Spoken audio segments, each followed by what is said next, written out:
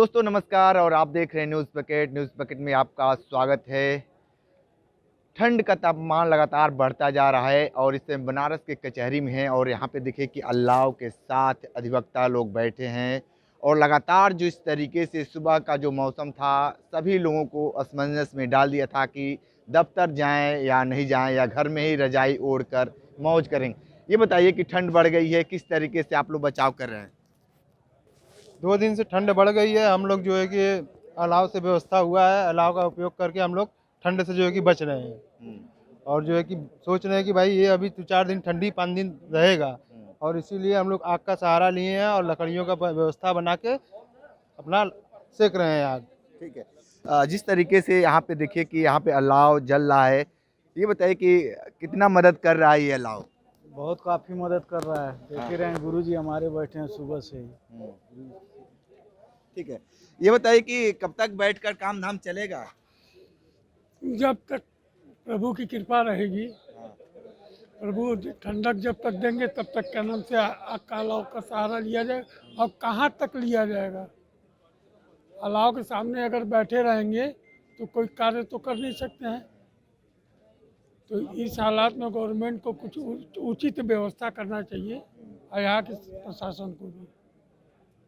क्या कुछ व्यवस्था है जिला प्रशासन की तरफ से कचहरी व्यवस्था परिसर है, में? यहाँ पे आग दिया गया है, लकड़ी का व्यवस्था किया गया है। ठंड लग रही है। हाँ बताइए।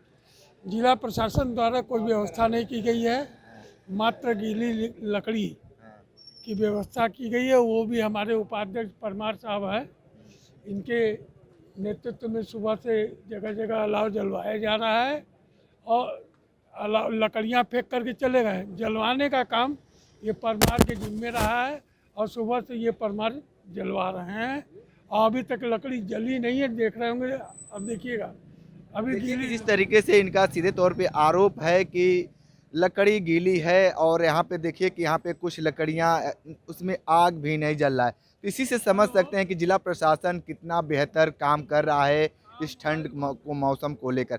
क्या कुछ कहेंगे ठंड को लेकर, कैसे बचाव कर रहे हैं आप लोग? विगत 2 दिन से ठंड उत्तर प्रदेश में बहुत ज़्यादा बढ़ गया है और हम अधिवक्ता इस भीषण ठंड में भी खुले आसमान के नीचे और टीन शेड के नीचे देखिए बैठने के लिए मजबूर है।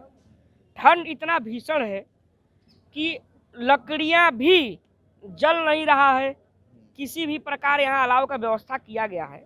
हम अधिवक्ता भाई न कार्य कर पा रहे हैं और दिन भर हम कचहरी बहुत दूर से आते हैं और जितने भी अधिवक्ता भाई हैं, मैं ये तो सरकार से नहीं कहूँगा कि कचहरी बंद कर दिया जाए, क्योंकि अगर कचहरी बंद हो जाएगा तो उनके तरह हम लोग को सरकारी सैलरी तो मिल नहीं रहा है। हम लोग कमाते हैं और खाते हैं, अधिवक्ता खाएगा क्या?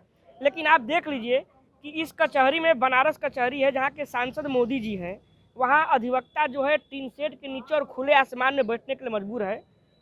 सरकार को अधिवक्ताओं के लिए ठंडी में व्यवस्था करना चाहिए अलाव का, और सबसे बड़ी बात कि अधिवक्ताओं को चैम्बर की व्यवस्था करना चाहिए, जो कि सरकार ये करने में पूर्ण रूप से असमर्थ है। चाहे वो कोई भी सरकार हो, चाहे वो पूर्व में माननीय अखिलेश यादव का सरकार हो, सपा सरकार हो, या माननीय योगी जी का सरकार हो, ये दोनों सरकारें असमर्थ हैं। अधिवक्ताओं के हित में कार्य किसी सरकार ने कभी नहीं किया।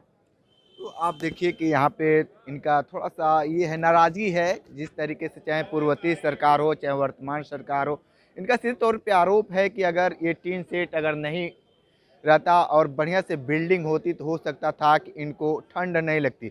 जिस तरीके से आप देखिए कि यहाँ पे तमाम यहाँ पे टीन सेट हैं और उस पे ये लोग बैठकर अपना अधिवक्ता का काम करते हैं, तो इस कचहरी परिसर में अलाव की भी व्यवस्था करी है और लगभग कई जगहों पे इस तरीके का अलाव जलाए जा रहे हैं क्योंकि ठंड लगातार बढ़ता ही जा रहा है।